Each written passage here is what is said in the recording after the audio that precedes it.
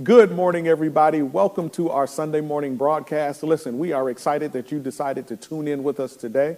If you're on Facebook or on YouTube, if you could please do us a favor and like and share and also invite people to this discussion.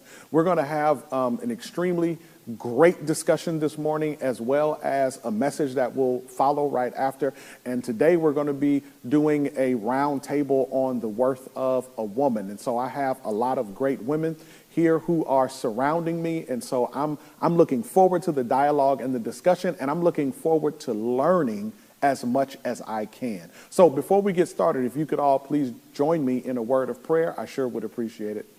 Our God in heaven, we thank you for allowing us to be here this morning. I thank you so much for giving us your wisdom, giving us your grace and your love and your kindness. Father, I lift up all of the women who are listening, as well as all of the women who are here participating in this conversation. Lord, I pray that you would open our ears, both men and women, and allow us to hear from the women that you have put in our lives so that we can learn and know how to serve and love them better. Father, I thank you, I love you, I honor you, and I bless you. In the mighty name of Jesus, we pray. Amen. Amen. Listen, before we get started, I just wanted to kind of give you the little background of what we're doing today. We're going to have an amazing discussion about the worth of a woman. This is a part of our Upside Down Kingdom series. I did, if you recall, a couple of weeks where we dealt with men in the kingdom. And so what we're doing now is a section called Women in the Kingdom. And I started it off a couple of weeks ago with a message called The Worth of a Woman. And it was my attempt to go back to God's original idea and intent of what he designed, of how he designed woman, how he wanted her to understand herself, how he wanted her to understand herself in relation to her partner, the man that he created for her, which was Adam, and I wanted women to feel uplifted. I wanted them to feel proud to be a woman. Not just like a human kind of arrogant pride, but a godly kind of pride, taking inventory that God has made me a certain way, and I'm not an accident. God has made me a certain way, and I'm here on purpose to accomplish a specific task. So, ladies, that's what I was trying to do, and I hope I was able to do that. And so my question for you guys is, when you listen to the message, did it kind of lift you up? Did it help you? Did it inspire you? Did it make you feel like, you know what, like I'm kind of proud to I'm happy I'm a woman, right? Did it do that for you is my question. It did for me. Honestly, it made me feel much more valuable. And within that, I want to say just hour of that conversation, it kind of negated every negative thing that's happened to me within the last year. Wow. Just from that one sermon. Really? Mm-hmm. I think for me, it was more of a wake up. We get so caught up in our everyday, and we're doing things on automatic. You hear someone, give you a compliment on what you're doing and this and that. And for me, in my mind, it's always, I'm doing what I'm supposed to be doing. I always minimized myself, as a woman. I'm just doing what I'm supposed to be doing. I'm doing what I'm supposed to be doing. But hearing, listening to the series, it kind of made me, sit up in my seat a little bit taller and straighten up. And it was like, you know what? Yes, I am worthy, and I have to remind myself and instill it in myself to say that and believe it and not think and not shy away from it when you hear it. And I've done that for so long. So if anything, it was a reminder and very empowering and emotional at the same time, because I feel I'm worth it to a certain extent. And hearing that, it was a reminder that, yes, I am. So I appreciated that. Awesome. Awesome. Well, for me, it really made me feel important, and it made me realize the importance of who I am. Not necessarily just as a woman, but as in all the roles that I carry and all of the things that I do. It's like he chose me. He intended for me to be. And so he did all that he did to ensure that I was crafted and wonderfully made. And he thought of me. And then when I started thinking about it, I was like, he chose me. He loved me. He valued me. It really made me feel really, really good. And like you said, it made me sit up a little taller and say, you know, yes, I'm fearfully and wonderfully made. He made me because he loved me and he cared about me. And when you were talking about it in the sermon, how last week or a couple weeks ago, about how the tailor, you know, how he does all the measurements and it's exact, and no one can come behind and wear that same suit because that was for you. So Right. Cheryl Hargis Holmes, this was for you, you know, and I made you. And when I thought about you, this is what I wanted for you. And it just made me feel so much worthy, so worthy. And thank you. Awesome. So Shakay, you said that it made you kind of sit up a little bit in your seat, but then you followed up and then you said because you tend to downplay yourself. That's therein, and it kind of ties in with what Karjani said, right? Like she said that it got rid of all of the negative stuff based upon stuff that happened to her, like within the last, I think you said the last year or something like that. So my question is, like, is that a normal thing? Like, do you guys normally downplay yourselves? And is that a struggle? Right? And where does that come from? Is that internal? Is it because of things that happen? Like, help me understand. I think for me, it's not knowing the value within myself. Because when you don't value yourself and you don't see yourself as worthy, you look for that in other people. So when someone, has you and then they decide to kind of just tarnish you or throw you away, you're like, oh, well, what's wrong with me? And that's something that I had to learn, to find that value within myself and find it within God. So in the past, I have downplayed myself, or like when somebody says, oh, you're a really good mother, like Shakay said, it's kind of like, this is what I'm supposed to do. When at the end of the day, it is what we're supposed to do, but everybody doesn't do it. And everybody doesn't do it well. And everybody doesn't do it gracefully. Yeah. So it made me realize that although this is my job, I do it well. And I should take the time to recognize myself and, give myself a pat on the back, because at the end of the day, everybody in the world can tell me I'm doing a good job. But if I don't acknowledge that for myself, at the end of the day, when it comes to just me and me at night, it means nothing. Wow. Yeah. I think for myself, it's, it's experiences. It's, from whether how you were raised, things that you were exposed to, and, just even my mindset early on in age, like, okay, when I grow up, I'm going to be better than my circumstances, and I'm going to work hard, and, I'm just going to do what I need to do. So that was the mindset, and so I'm working, I'm doing all that I'm supposed to be doing, and that's how I looked at it. But through that, I've experienced, heartache and disappointments, and but I kept going because this is what I'm supposed to do. This is what I'm supposed to do. So along the way, when you hear you're doing great, or, you raised your kids right, and I'm just thinking like, what do you mean? This is what I'm supposed to do.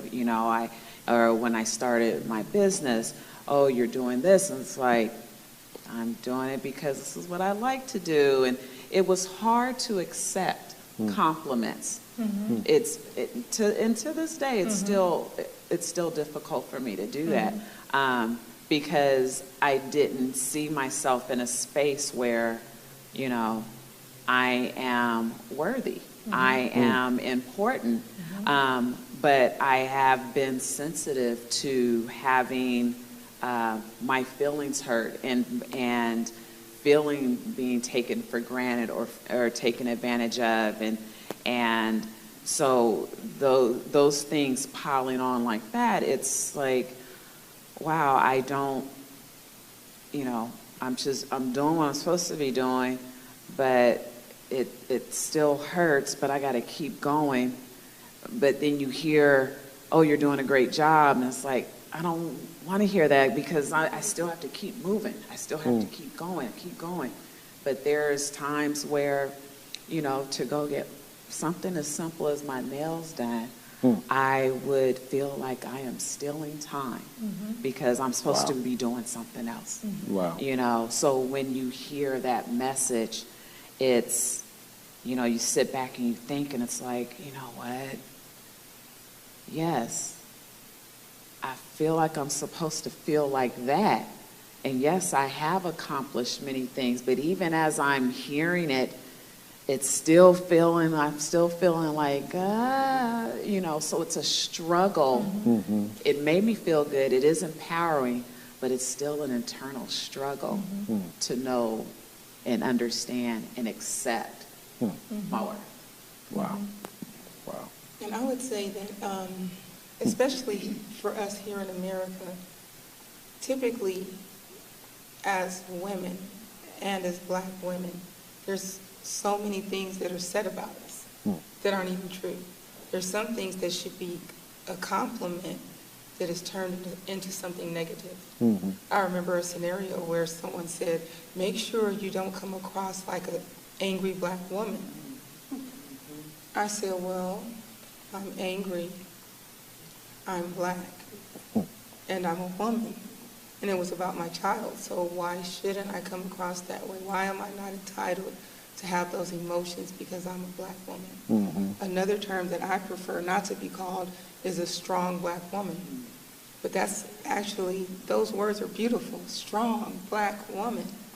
But people have turned that into a curse. Yes. Oh, here comes another one of those strong Black women. As Black women, some of the greatest things that we do are twisted intentionally as part of the system to make us look bad.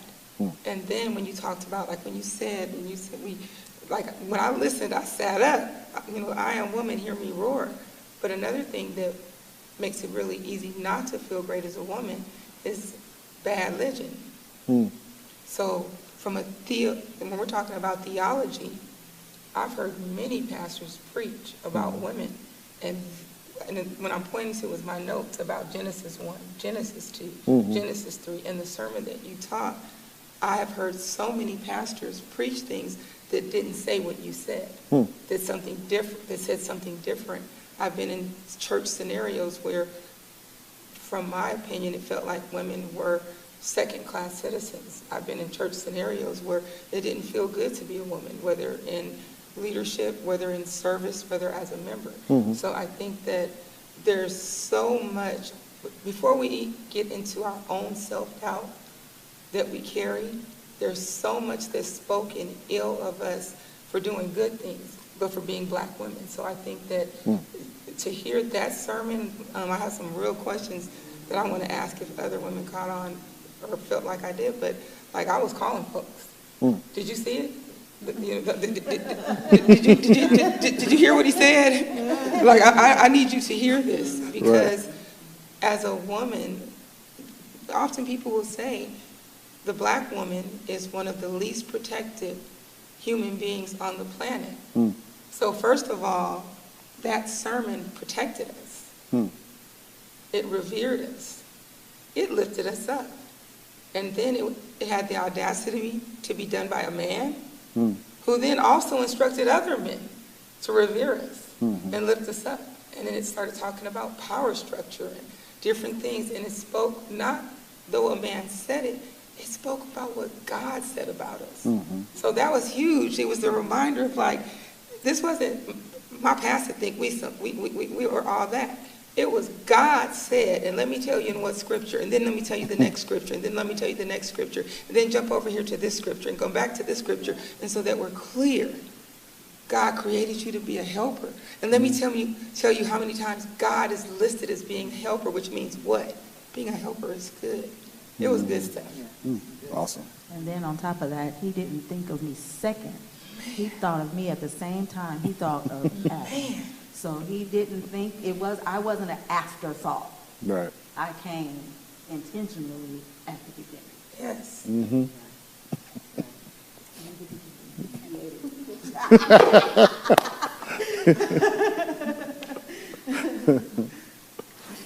I have a question. There's a part where I have so many questions. We're not going to be able to get through all my questions because when I say I was literally calling people going, "Did you hear the sermon?" One of the things that Pastor said, he mentioned that woman is man's equal opposite. And when he said that, he started talking about what God's intent was with power within the family, how he expected a man to lead, how he expected a woman to be included. What were your thoughts on that we are man's equal opposite? What are your thoughts?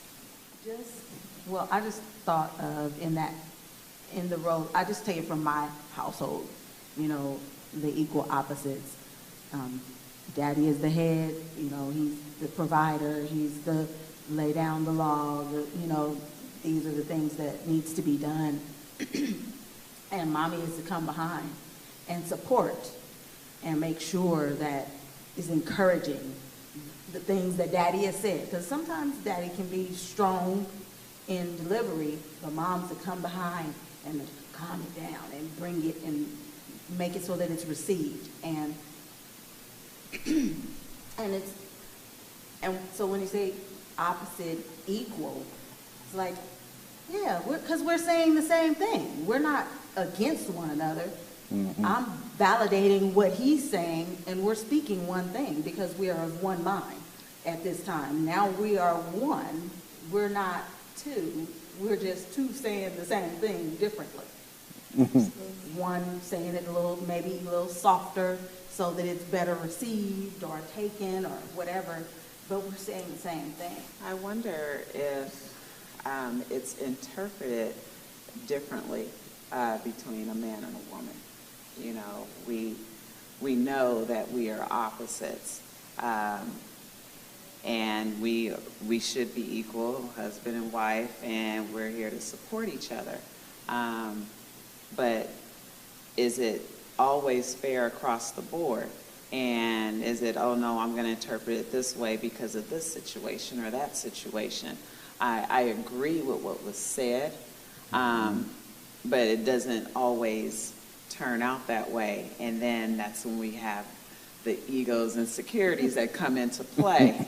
Yeah, it's kind of a fine line sometimes, and with that, that's where you sometimes question, or that could be, part of the root of your worth as a woman. How is my husband or my significant other interpreting that?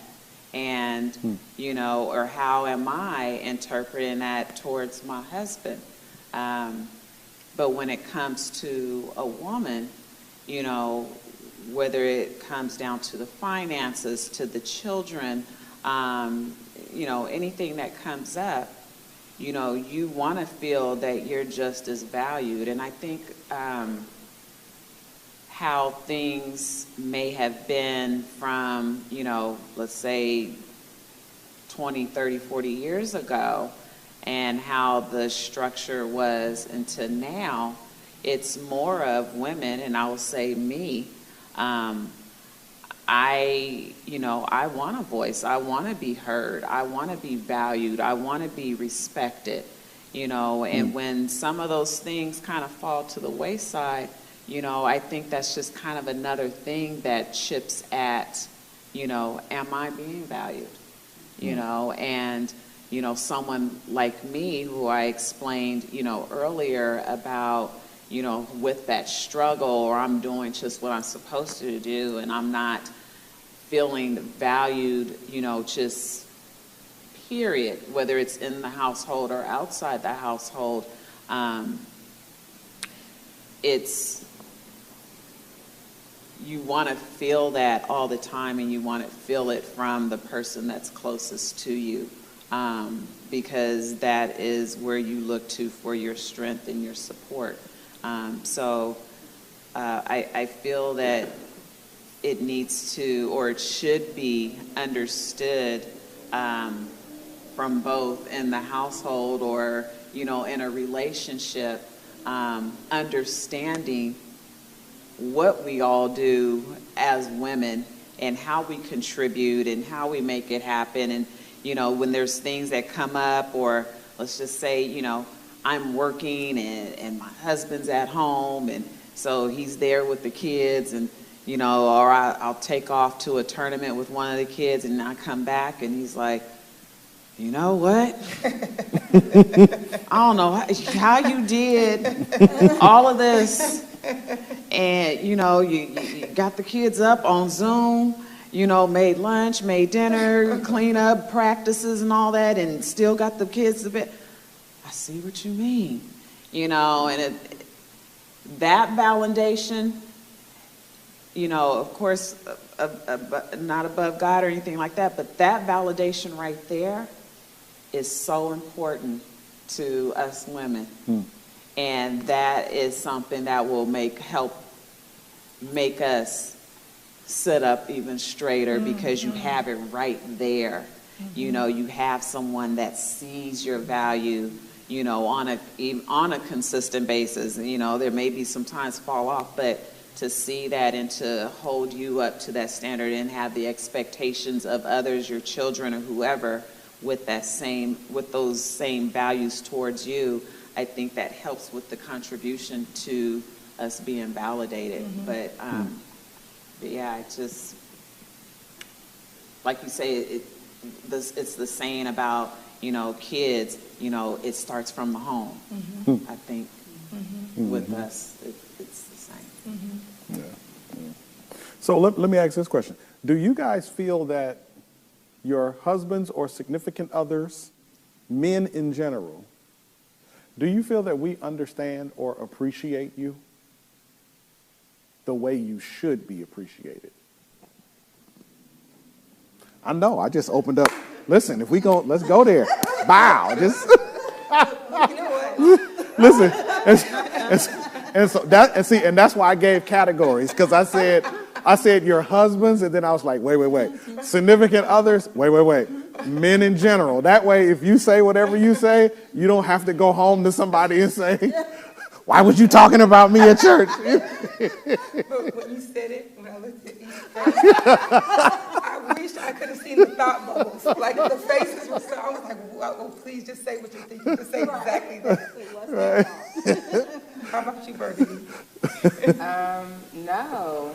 And I don't even think it's as exclusive to just male, female. I think even, you know, it can come from children or your girlfriends or, you know, your parents or whatever the case is. I think that part of it when it comes to male, female is the conditioning that society has done. A woman's worth right now is her anatomy, how great she is in bed.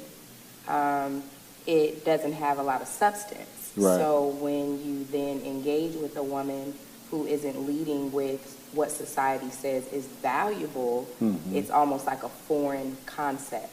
And most of the time, I have experienced things that are foreign create a very interesting dynamic. You don't quite understand it, so you don't know what to do with it. So oftentimes it's mishandled.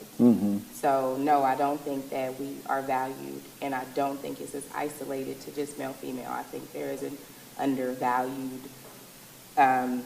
identity associated with the black woman universally. So from society down. From society down. Yes. Wow. You know, it seems like I'm from another world, you know. I know I'm older, but I think I've always felt valued. It came from my grandmother, my mom, and actually my dad too. Things in my life growing up wasn't perfect. We didn't have the perfect family, but I had strong people in my life. My grandmother she was really a strong woman. And my mom was super strong. I also grew up in a home where my grandfather died early, and so he wasn't there for a long time. My father and mom was off and on, but he wasn't a constant in my life, but he was there most of the time. Like I said, they break up, go back together. But I also was brought up with my grandmother and mom. They had, even though the men wasn't there in the family all the time, they respected the man. They respected the man as head of the household. They respected the man as a godly man. My mother and my father was separated for 20 years before they got a divorce. But when my father would come to see us, it was like he had never left the house. He was still the man. I never did hear my mom talk or say anything or belittle my father. And my grandmother didn't do that either.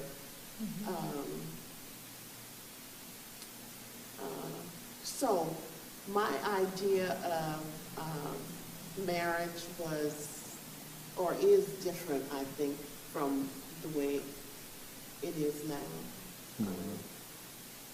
So I grew up respecting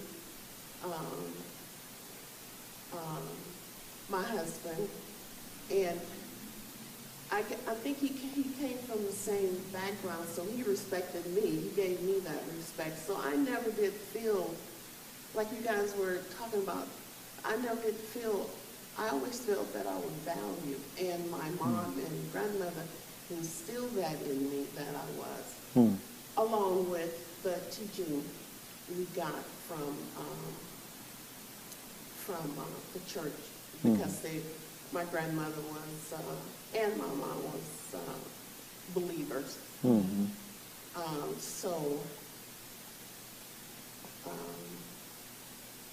My thing is family. I adored my husband. And I was secure in letting him be the man of the house, letting him take the lead. But I also knew that, or I also could see and feel that in certain areas of the marriage, you'll find that one partner is strong in other areas than the other. So he was comfortable in letting me take the lead wherever that, wherever I was strong or wherever I wanted to take the lead. And I was comfortable letting him take the lead. I didn't feel I didn't feel that I wasn't valued in the relationship or as a woman. So I guess I don't have the same problems that you guys are talking about. Can I ask you a first question? How long were you married? Well, before We were married 49 years. Beautiful. And lace us up with some game, Mom. When Pastor was preaching, he talked about the difference between tailor-made and off the rack, and the Right. difference of someone who you're cut from that cloth. Is there anything you can share with us about how you and your husband met, the courting process, or anything that might help us to understand how to be able to get that tailor-made scenario? We're listening. Okay, we met in church. We Go to church. We met in church. Our family and his family, we all went to the same church, and we were together from the 10th grade until we graduated. We was engaged for 9 months, and we got married in 29 years. But what we did do is, I really did pray. I asked God to really let me know if this is the right one. So I guess what I did was believe that this is the right one, and we worked from there. Mm-hmm. We also, it was really funny, but we also read books together about family. When we were going to school, we would have, I'm trying to remember what the subject was. Something like, can't remember the name of it, but it was like family. You learn about family.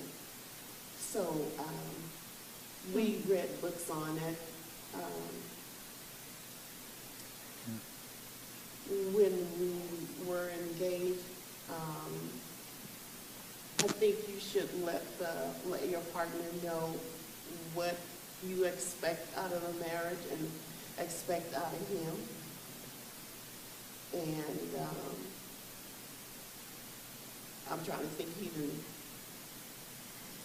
he didn't say what he expected out of me. What I found out was he was looking at me all the time. He would even say little things like, he would watch how I wash the dishes, and if I put the pots in the oven and not clean them, that kind of stuff, little stuff that you don't think make a difference, but I don't know, to him it made a difference. He wanted to see how clean I was. But those, we laugh at it, but those are the little things that really, really can help. I don't know, I want to say something that's profound, and, but I can't, you have to be true to yourself. Yeah. And most of all, you just have to, trust in God, that He will show you which one is the one. And then you have to make up in your mind, when you choose that person, that every day, I really do mean this. Every day you wake up, you, not him, but you will do the best you can to make this work. That's good. You can't think about, I'm not going to do this because, he's not doing this. No, you have to make up in your mind that this is what I want, so I'm going to do everything that I can, no matter what he does, to make it work. And that's all you can do. That's good stuff. And if you don't mind, may I ask one more question? Sure. You said something that was huge to me. You said you grew up feeling validated. And you even talked about the fact that it wasn't that you had a traditional family and everyone was there. Can you share any of the things that your mom and grandma did that made you feel validated? Well, because both of them were strong my mom, let's see, my grandmother, when my grandfather died, my grandmother had to go to work. And you have to understand that my grandmother was a strong woman, so she taught strong. She taught you how to do, how to talk, how to act. She told me that one thing she tell us all, respect yourself, and then you demand respect from others. You have to demand that, and in demanding that is the way you carry yourself. So I got that. That's the kind of teaching. And my mother was, our whole life turned around when my mother got shot, and she was 33. And we all went to live with her because before she got shot, we were living with our father. Like I said, it was, but my mom and grandmother raised all 4 of us. She was in a wheelchair. She was very strict. My mom took care of the house. She cooked. She did the laundry. She did the cleaning. All of that. And we did too, of course. But we didn't treat her like an invalid. She didn't want us to, but we saw the way our mom lived her life after she was paralyzed. So I don't know, I guess I saw the strength in them, and then that translated to us, and I don't know, we just grew up not needing anybody to say that you're not worth this or you're not worth that. That was good, so thank you so much. And that was profound, Mama. Yeah, right. So I want to go back. I'm a comedian by nature, and when you talked about knowing your worth, there's something Pastor said that really stuck with me because it's everywhere on the internet. And what he said was, don't be dropping it like it's hot for everyone. But before we get to that part when you're dropping it like it's hot, some people are dropping it like it's hot because of self-worth, what they don't have, wanting some attention. So I want to ask you all something. In the very beginning of the sermon, Pastor tells a story of the millionaire who got beat up and robbed and got amnesia. He ends up in the hospital. He doesn't know who he is. They release him. He goes and he lays in the foyer of this building. And somebody comes out in the morning to move him and recognizes him as the owner of the building. So for this small period of time, he had amnesia, right? My question to you all is, I was thinking, I wonder if we've ever had spiritual amnesia. But whether it was spiritual amnesia or just amnesia in general, could you say that there have been times in your life that you didn't know yourself and it attributed to some of your decisions and things that happened, and maybe dropping it like it's hot on the internet, everybody has seen it. But would you say that you've had that experience as well? We talked about the affirmation, but before we get to that, would you say there are experiences that have made you feel like you done lost your mind? I have, and at the moment, in that moment, I didn't know that. But looking back, I'm like, what were you thinking? You say you love yourself, but the way you conducted yourself, the way you allowed that person to treat you, there's no way on earth you could love and value yourself. Because if you did, you wouldn't even be in their presence. You're worth so much more than that.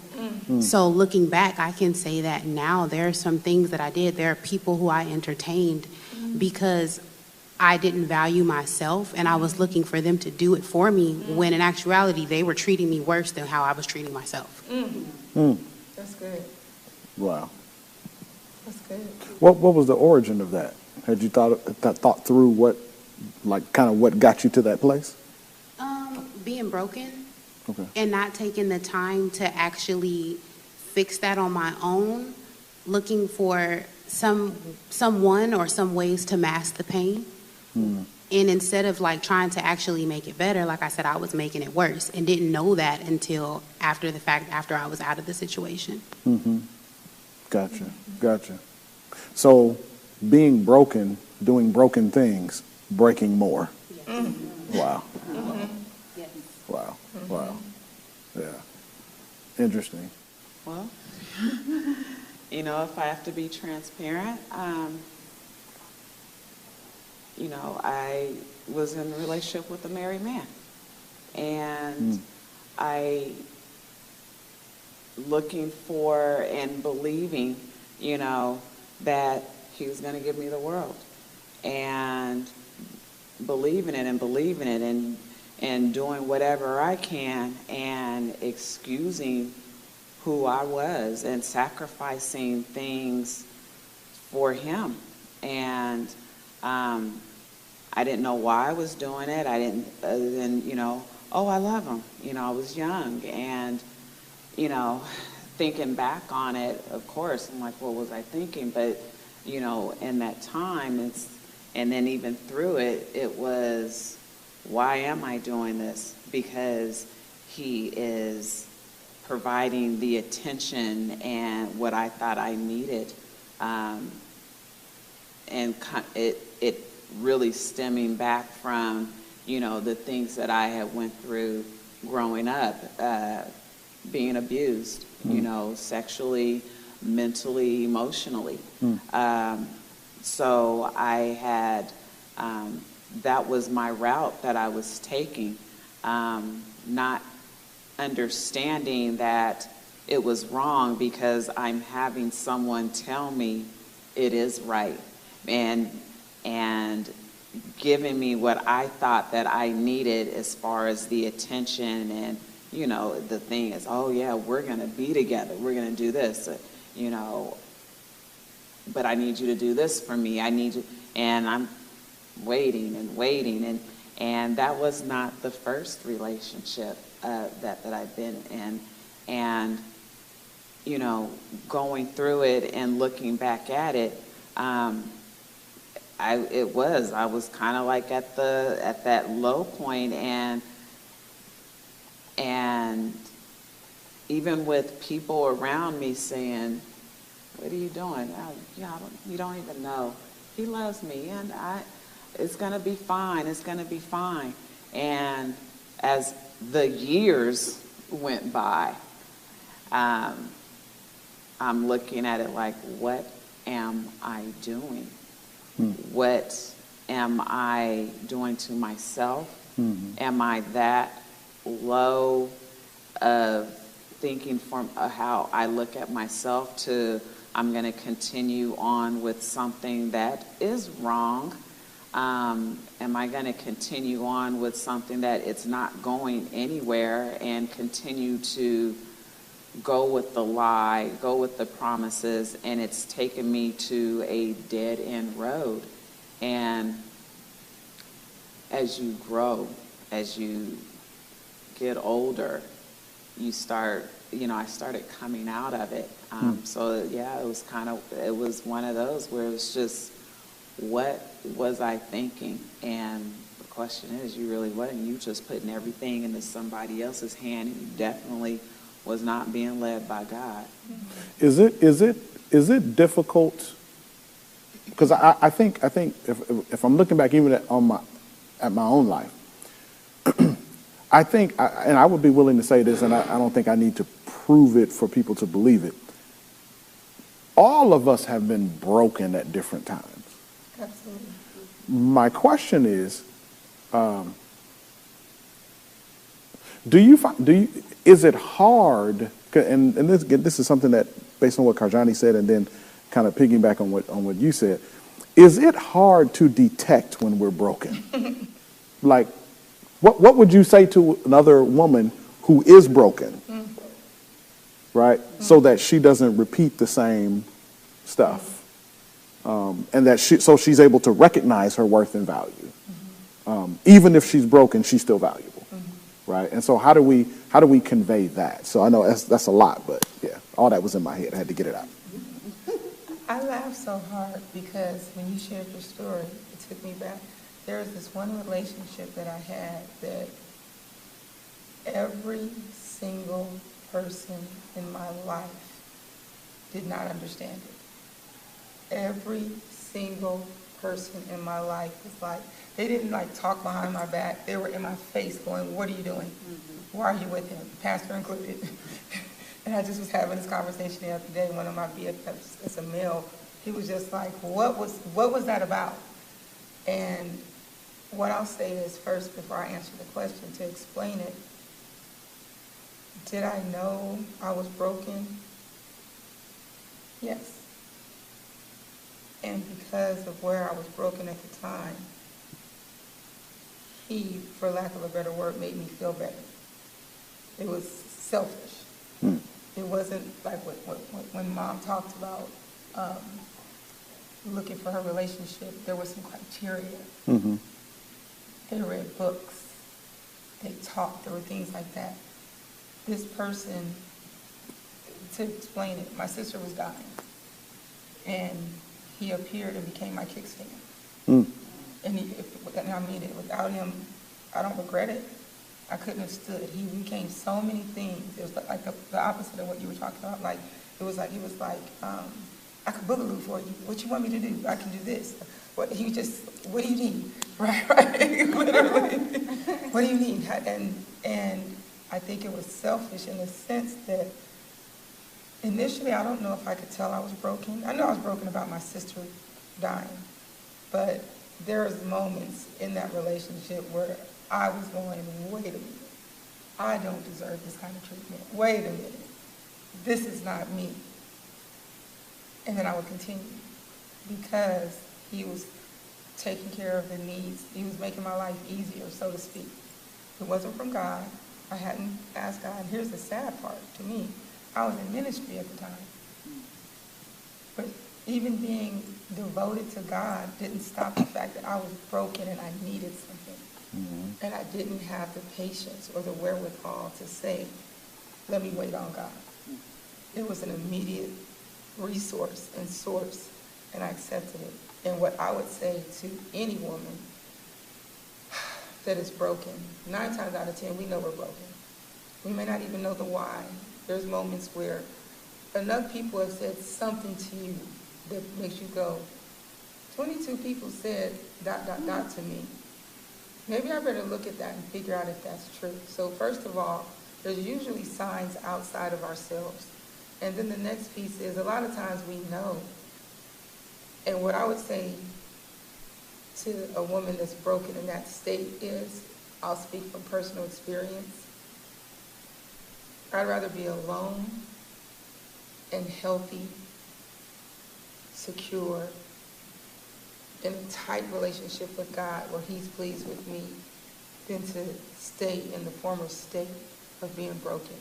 And the way that I came out of being broken was, I feel like literally one day God woke me up, and I tell this story. It was almost like I looked to the left of me and I just wanted to chew my arm off and slither out and get away, because it was like I became the people around me like, what are you doing? What is this? But at the time that I met him, I was asleep because I was in depression. So the other thing that I'll say to any woman, if you're going through depression, you'll hear people say, don't make permanent decisions out of a temporary situation. There's somebody there. And what I mean is your church family, your homegirl group, your book club, somebody. Exactly like somebody was saying, I think Mom was saying she prayed. What I would say is prayer is your first and best weapon. If you start praying, God's going to continually send you who you need. And here's the other thing, is what I would say, is be open. Because there are times where God will have a commercial, a TV, movie, a song, a secular song on the radio, a person, somebody might come up and put their hand on their shoulder and literally say the same thing. And there have been times where I was like, and the but doesn't matter. What I would say is, if God is speaking to you, listen. I think to answer your question, Pastor, what I would say to any woman who is broken, it kind of goes off of what Ms. Audra says about being open. I remember one night I was crying and just praying to God, and I said, Lord, I'm so broken. Just flat out like that. And I've been watching a lot of sermons.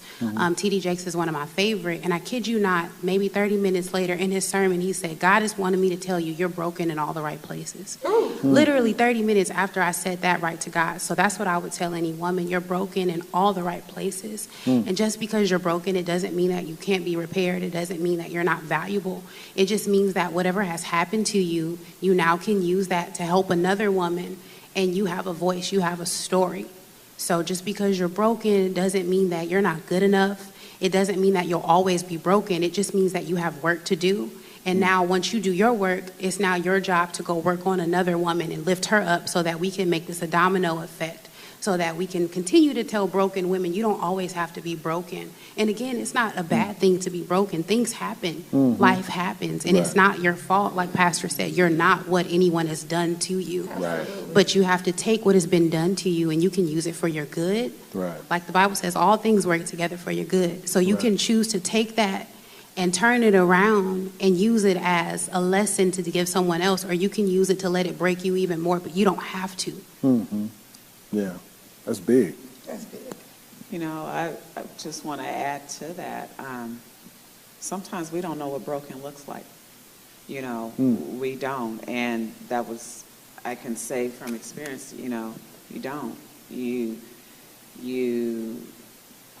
may be lost, you know that something's missing, but it's like you just can't pinpoint what it is. And it's hard to say, you know, okay, I am broken, so what do I do? Sometimes we have to really go through a fire and be brought down to our knees to say, I am broken, but we're not seeing it on the way down, you know. And that's hard. That's really hard. And then when you have, you know, when you feel you don't have anyone around that will understand, you know, you're going through this experience just with no, you know, no written book, no, there's no guidance through that. And, you know, even then, back then, you know, I was brought up through the church and everything, but it's like, I don't even know how to pray. You know, so what do I say? Or I didn't know the protocol or anything. It was just, you're going through an experience in your life, and you know, you have some sense, and it's like, okay, I know this is not all the way right, but it's going to get better. It's going to get better. And you going by, and a year goes by, I know it's going to get better, and you're still going and not realizing what you're doing to yourself, you know, mentally and emotionally, and even physically. You're still going about, like you said, you were, you know, in the church, you know, and I'm still, you know, being this mom and still have my career or a business going. I'm doing what I'm supposed to be doing, but, you know, there's a part of my life that is not going right. Okay, it you know, it's not the traditional way to do things, but it's going to work itself out, you know, and so it's like sometimes, you know, it's when we don't know what broken looks like, you know, and so now looking back on it, what would I do different, or what would I tell other women is to know and love yourself and respect, learn to respect yourself. But again, then it comes back to, and I just had to throw this in there, how do you know what that even looks like if you've never seen it? You know, so knowing what I know now for back then, and for women, you know, like you said, piggyback on you, Ms. Audra, to know your tribe. and you know the ones that have your best interests. Lean on them and trust them, because if you have that tribe, whether it's in the church or your girlfriends, you know, every group that you mentioned, and knowing that they are there for you, you know, listen. And I had a couple people, and you know, that was a little tribe, but even then it was, I hear you, but he said it's going to be better, so I'm going to roll with that. But, you know, so it's trust your people. Trust your people and trust yourself. Yeah. Agree with what Shaqay was saying. Like, you don't always know. And sometimes you find out as you're repeating what you endured, what you came out of or what you were in. So I don't think that you always know.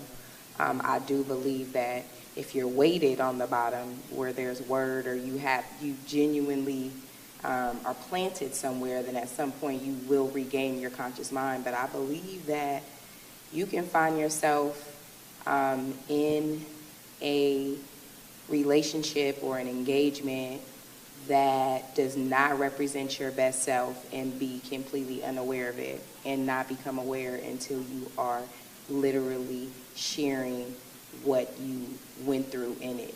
And as you repeat what you experienced is when you recognize the lack of value. Yeah.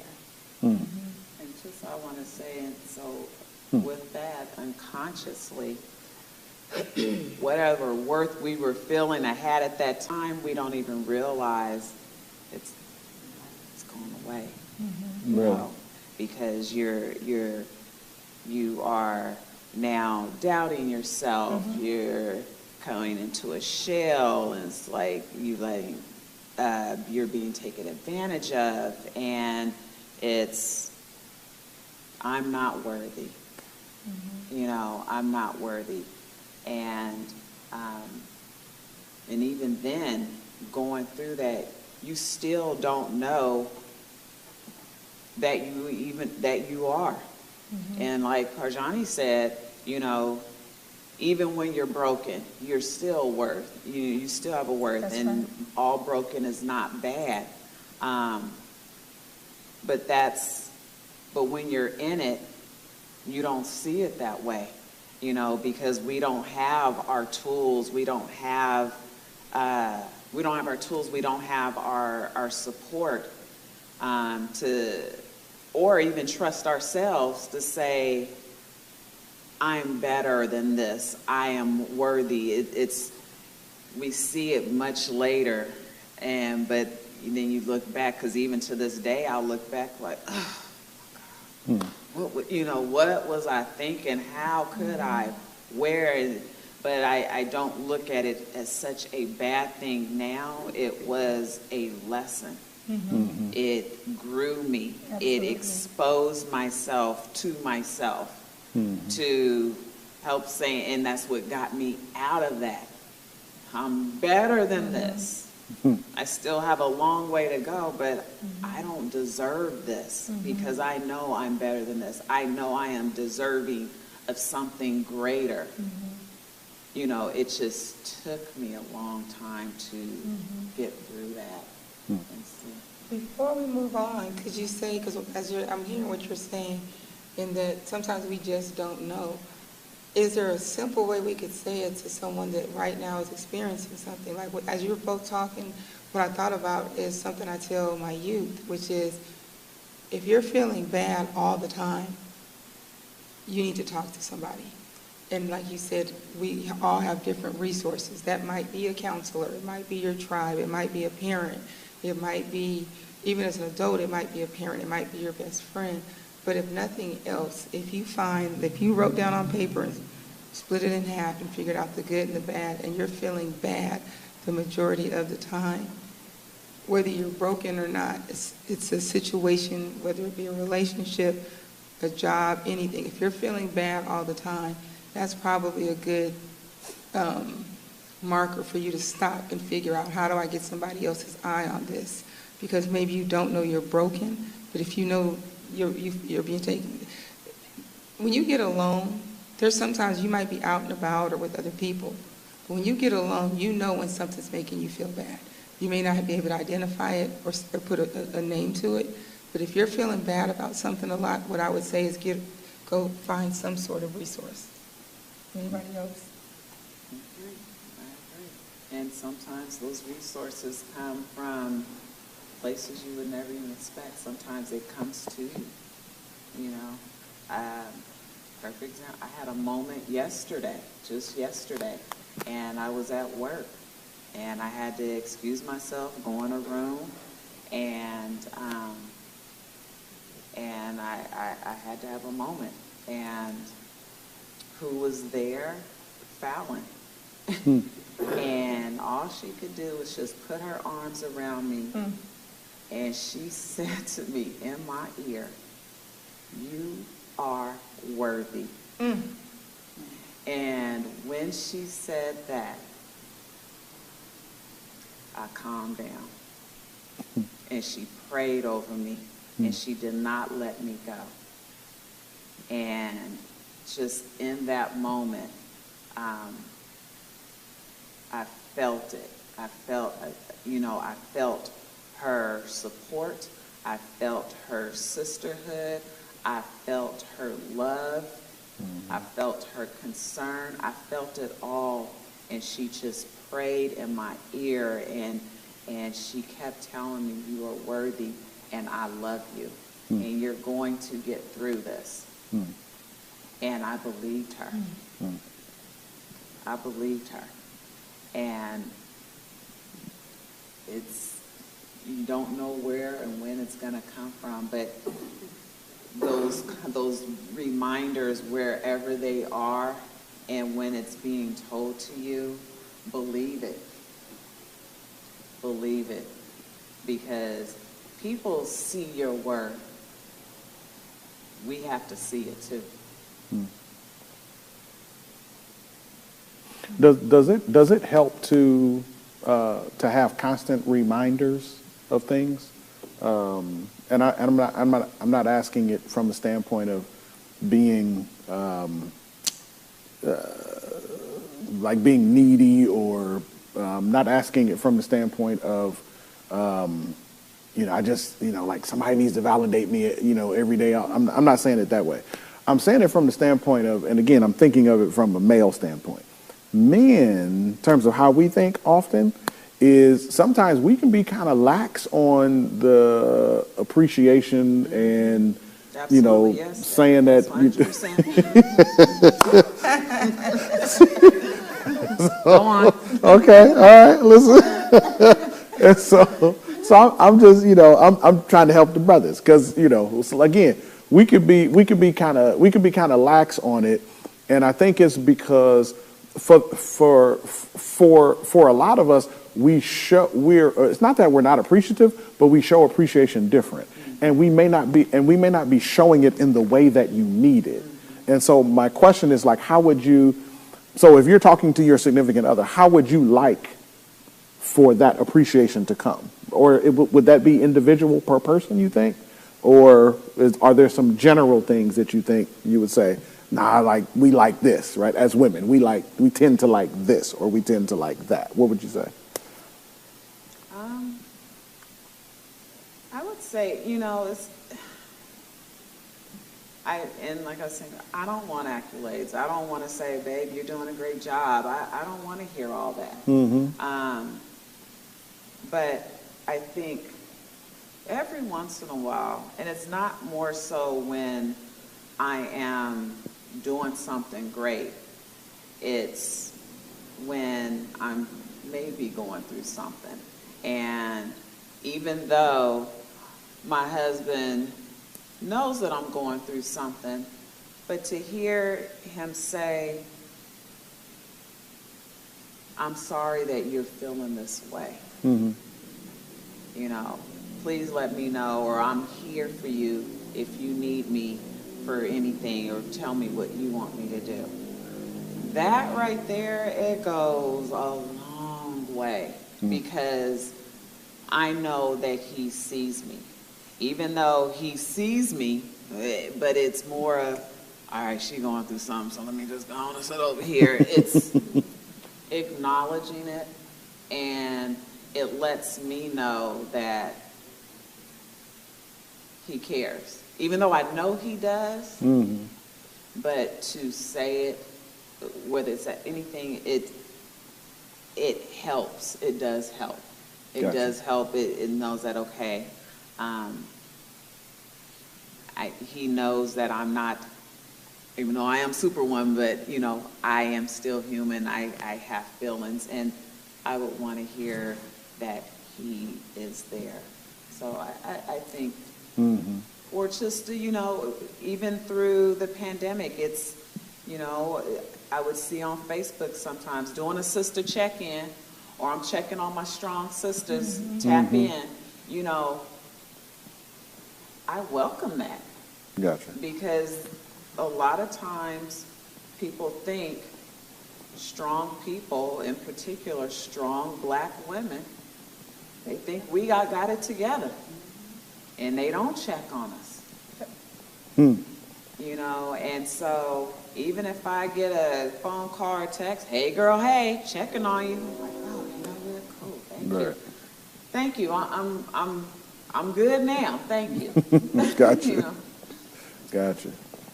Because a lot of times we're going through, but we're that strong source for everybody else. But a lot of times we don't get that back.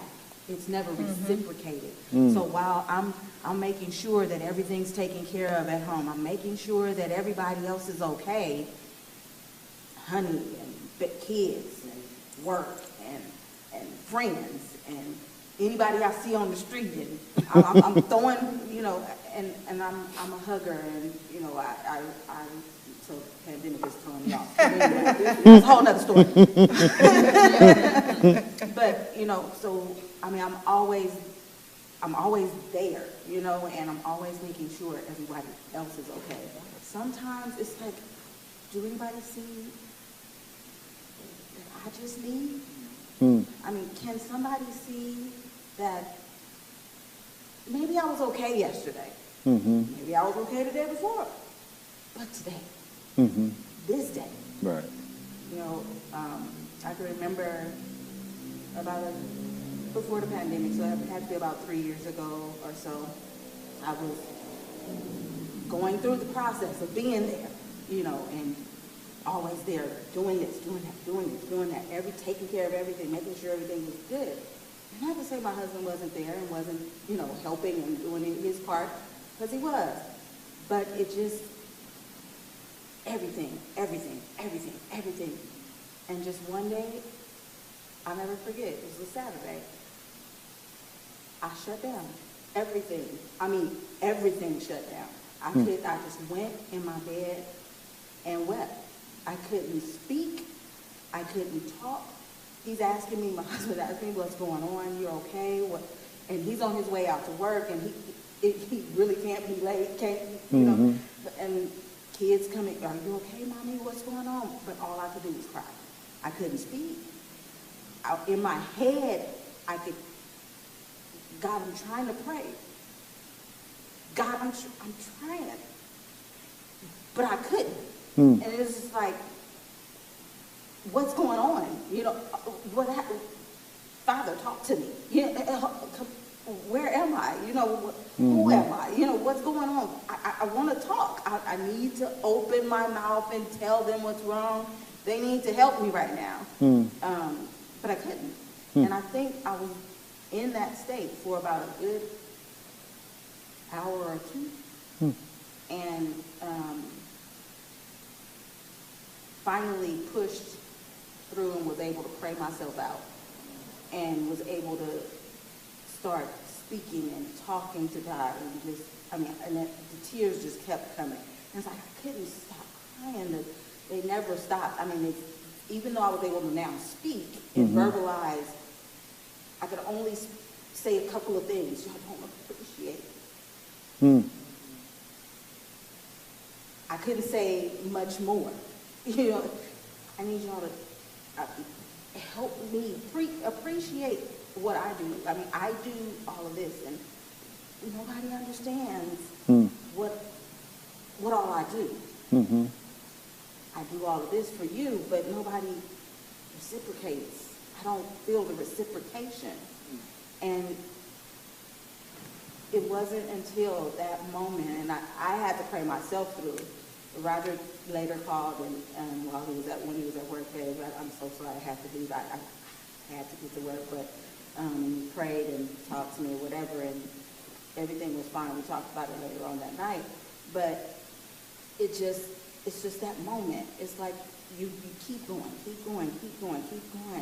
And it's like, I do for you, but I don't think you see what I do for you. And so what are you doing for me?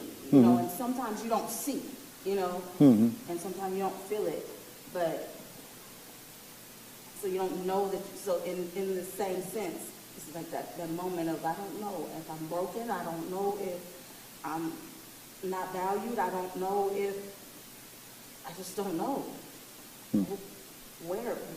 Where's my sense of worth? I'm not sure if I'm understanding my state. Am I just going? Am I just doing things just because this is what I do? This is what I'm supposed to do. I'm a mama, I'm a wife, I'm an employee, I'm a friend, I'm a sister, I'm a daughter. I'm just doing as things that I'm supposed to do. But when do I get back? Right. And who do I talk to tell that I feel this way? And how do I voice that I'm feeling this way? And when I'm telling you guys, do you really hear me? Because when I'm talking to you, do you really hear me? So should I even say it? Why? Because I don't really think you hear me. So now maybe I'll just, so maybe that's the reason why I'm internalizing all of this stuff, and then it's all there, and then maybe that's the reason why I'm shut down. Okay, so who do I talk to? Right. And it goes back to that, But I thank God, because he is awesome. And he loved me through my bad. He loved me through my good. He loves me in spite of me. Yeah. And I thank him, and I truly thank God for my relationship with him. And I thank God for the ministry. I came from a ministry where God was truly working in my life and truly speaking through me. And I left, leaving that church and coming here with welcome arms and being fed again. I don't feel like I've dropped. I feel like I'm just continuing that legacy and learning even more. And I'm just thankful for the space and the ability to feel worthy and to understand my worth. And God loves me. He loved me. He thought of me. He didn't think of me second. I wasn't an afterthought. Yeah. He loved me. And he created me because he loved me. Yeah. So that raises another thing for me. And there's a couple things, and you guys are sparking things that's in my head. So I kind of want to get it out. Just give me a few seconds. In the message, one of the things that I talked about was when God created Eve, it was at a particular time, right? And it was after he had created Adam, after he had created the animals, after Adam had done, the naming of the animals, all those kinds of things. And then God says in Genesis 2:18, it is not good for the man to be alone, right? And that was the first time you hear not good in the text. And so what God does is he creates woman to fix that problem. She was created as a solution, right?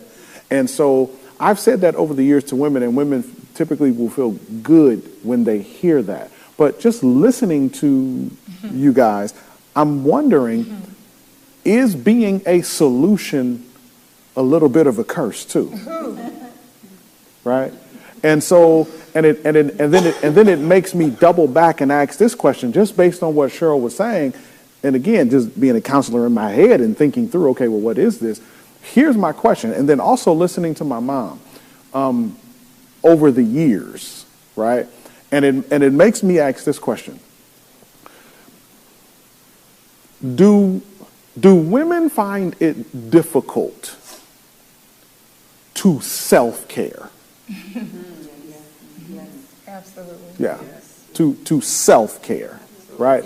And really at a level kind of divorce yourself, right? Strong word, but kind of divorce yourself from the responsibility of the family, from the responsibility of the kids, from the responsibility of the household, for the purpose of self-care, so that you can continue to be the solution.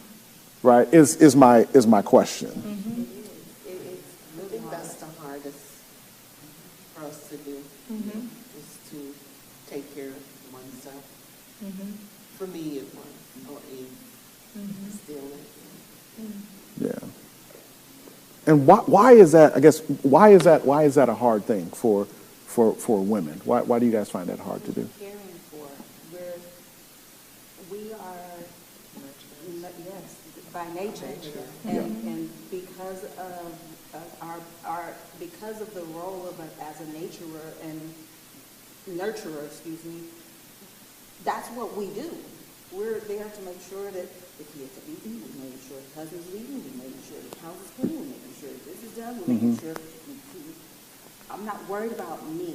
And I'll just quickly, you go out with the intent to go buy yourself something. I need some clothes, or I need a pair of shoes. And then you get into the store and you might not see something that you really want, or you may see something and you say, and then you see, or you walk past something real quick and it's for the kids or your husband or somebody else, and you go to that. Yep. And what you needed goes by the wayside.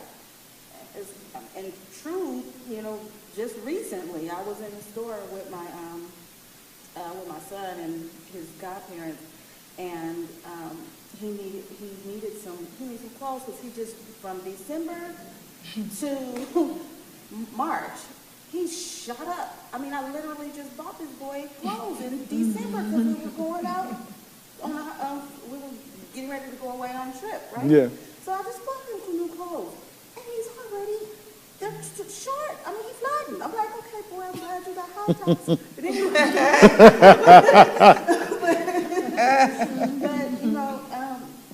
I was asking him which pair of pants do he want. He said, well, I want both. I said, well, I don't got it for both. So you can get this pair because I had me a pair of shoes in basket because I needed a pair of shoes to go with something I needed. And so I want both. And I was like, put them back because we ain't getting it. Because I'm not going to, I need, and we got, between the time when, because this argument was in the line. We brought it all the way to the line still. So, where you put the stuff, you just think, okay, we're going to sit it right here because I'm not buying that. Then we're next in line. Get them. And I put my shoes down because he needs clothes. And so it's like, mommy took the back seat to make sure that he was taken care of. And so fast forward to Mother's Day, I was like, okay, well, what are we going to do? And all this stuff. And I was like, what? I want a pedicure and a manicure. It just hit me that night, and I called Roger. That's what I want, a manicure and a pedicure. So we all on the line trying to figure out where can I go the next day and get it done and all this other stuff.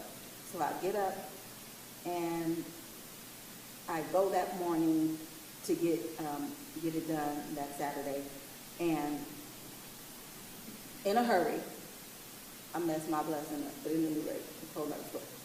But I ended up getting just a pedicure instead of getting a pedicure and a manicure. That's why I said, so my impatience. I didn't want to wait till 3 o'clock. I want it now, so I went somewhere else. And ended up paying more. So since I was paying more than what I was going to pay there, I didn't get to get both. I got only one.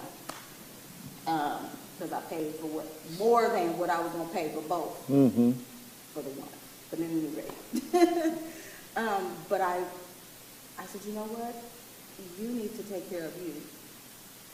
And this wasn't a gift from Roger. This was a gift from Cheryl to Cheryl. Yeah. It's like, this is what I need to stop not taking care of me. I need to start remembering and revering me. And that was before the message. So then I get the message and I'm like, yeah, because I need to. I'm important. Exactly. And, so I can truly appreciate the message. Yeah. I just want you to know, Pastor, that so many bros are going to listen and they're going to make changes, and so many bros are going to be so mad at you because we now understand we are women. Hear us roar. Listen, that's all right. That's all right. Bert, you look like you wanted to say something. Yeah, I think we forget who we were before children and before marriage, and it's a very challenging journey to remember her. And I think that we forget to even be girlfriends to ourselves. Like, we will tell the women that we love and adore amazing things about them, and we will tell them, I've told my girlfriends, you need to rest, and I'm on fumes, So I think that it's challenging because once you do become a wife and a mother, the nurturer in you forgets about you. And then trying to reclaim that identity is a very challenging process. I am now divorced, and my children go with their father every other weekend. And even when they're gone, the time is spent preparing for their return versus making sure I'm good. And it is a journey trying to remember that. Like, I have a therapist who has to remind me, like, to schedule time for me. And you would think that that's so simple, but again, you become so conditioned on making sure all the needs are met for your home that you forget that before you were a mother and before you were a wife, you were a person. And so I think that that's why it's challenging. And then somebody else brought it up. You feel like anytime you do anything for yourself is something else that you could have been doing for the time to get your family in a better position. So you start to think in the sense of a unit. Every move you make, you have every member of your family in mind, except you. Yeah. Sorry, I just wanted to share this little, very quick, funny, and it's about, the self-care and how hard it is. I wanted to go get a massage, and I was off work early, and if I tell my husband I'm off work at a certain time, he gonna fill my time for me. So it's like, okay, let me go. I can make this massage. I'm gonna go. And when I was done, saw that he had called, and I was like, hey, what's going on? He's like, oh, it was something about having to pick up the kids or something. I said, okay, well, he's like, what are you doing? I felt like I guess I was kind of lying. I'm like, well, I'm just finishing up, and, okay, that's fine, I'll meet you. And like 5 minutes later, he was like, you really at the shop? So I was just wrapping. I didn't say I was at the shop. I said I was wrapping up. Because my buddy said he saw you over there at over near on San Pablo Dam Road, and you just said you was at the shop. And so what is it? And I'm like, well, yeah, because I had to take care and run an errand, and then because I felt like I had to steal time to make time for myself. And even during that massage, I was not completely relaxed because I just had a feeling like I'm supposed to be doing something. So yes, it's extremely hard, and I went to that extreme to try to take care of myself. It is hard. It's very hard. Yeah. I remember my mom saying years ago, and this was when my dad was sick, and then even after my dad passed away, and my mom, she kept saying that I guess what was, and you can tell it way more than me, but she kept, what stuck in my head was she kept saying that she had spent her life pouring into her family, and her family became her life.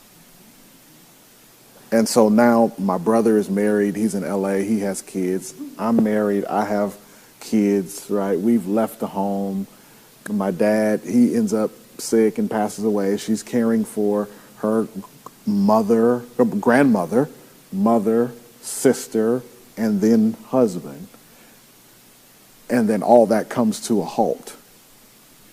And then you're, who am I? Right. You remember saying that, Mama? Yes. Yeah. And so so me and my brother, we're always trying to, tell my mom, like, okay, listen, tell us whatever you want to do and we gonna do it. Like, you want to go, where you want to go? Here's your tickets, right? And so our goal is to make sure that Mom doesn't have to think about or worry about anything, right? Do you feel that? Oh, yeah. Yeah. Okay. Sean is working.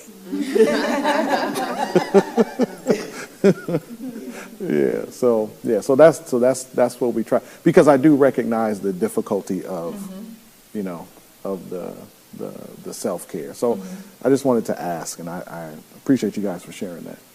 I also wanted to add, what's interesting is now I've gotten really comfortable with self-care. My kids probably think I'm too comfortable with self-care because I wasn't for the longest. It wasn't even, I didn't think of it as self-care. It's like everybody. I just thought about what does my family need. And being the sole provider, my every thought was, what does my family need?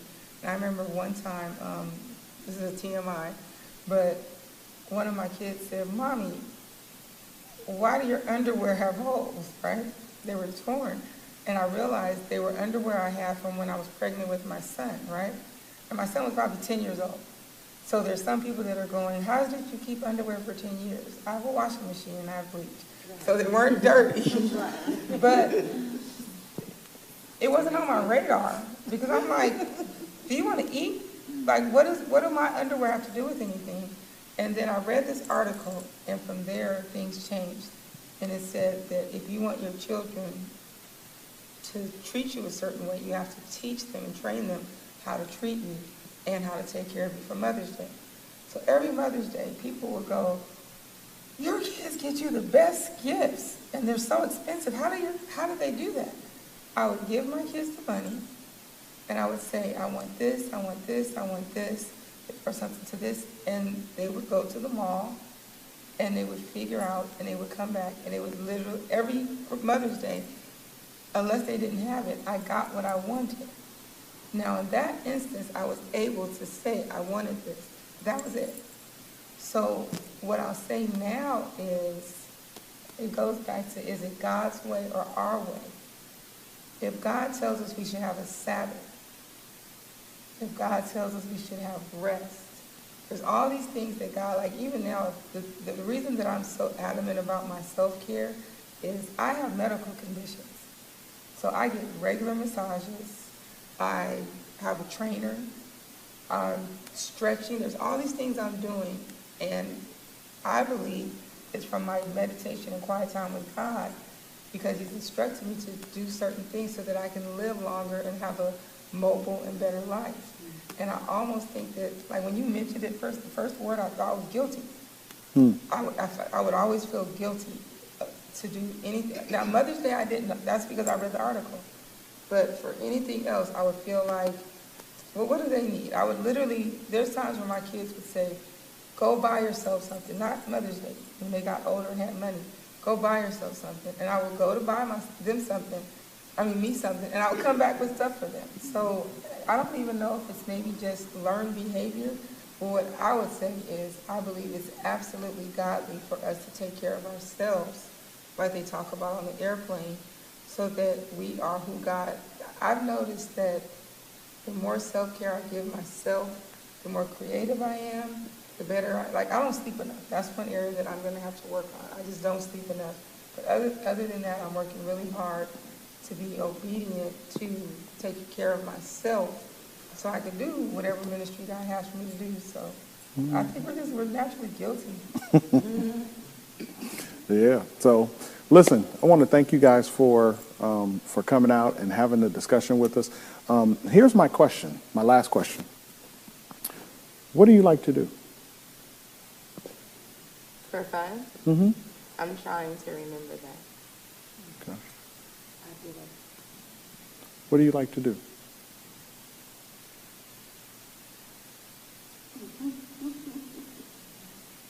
Outside of spending time with my family. I don't know. What do you like to do?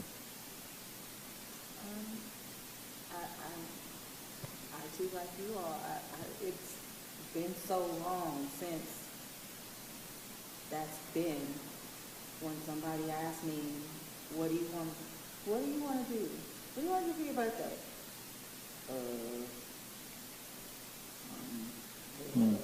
Crickets. You know, I really don't. I got you. I just like, I don't know. Got you. I remember. Okay. I like to travel. Nice. And Okay. I like to garden. Okay. Okay. Okay. Mama, what do you like to do? God, family, grandkids. That's it. Oh, you know, I really do have a lot of things I like to do. I like to work in the yard, but I don't. I like to crochet, but I don't.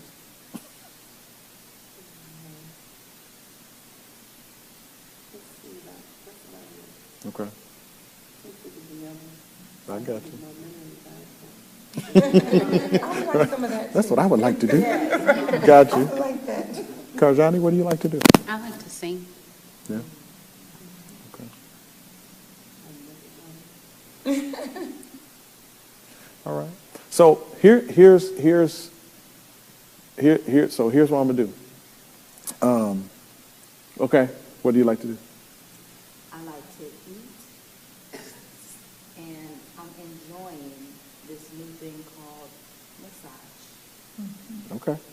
All right. All right. Okay. So here's what I'm going to do. I'm going to give each one of you $100 to only spend on you.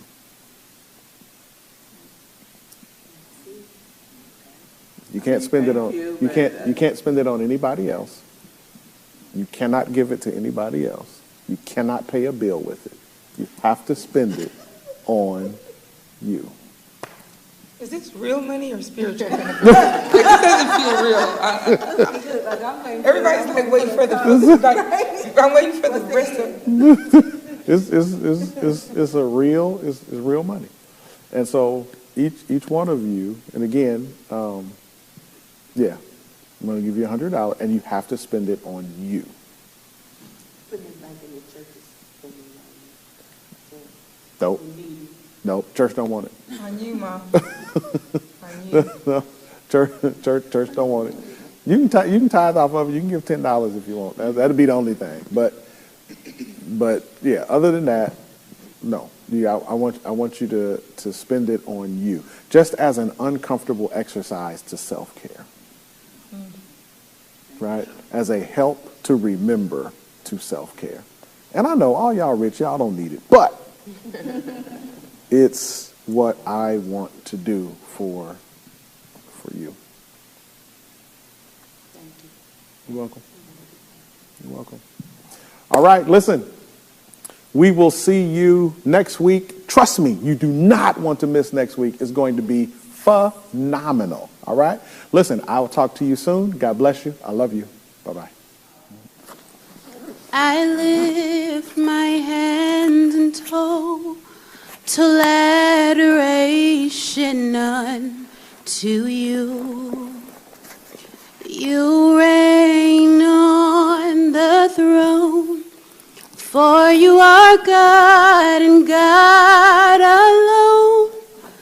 Because of you, my cloudy days, they're gone. I can sing to you this song. I I just want to say that I love you more than anything.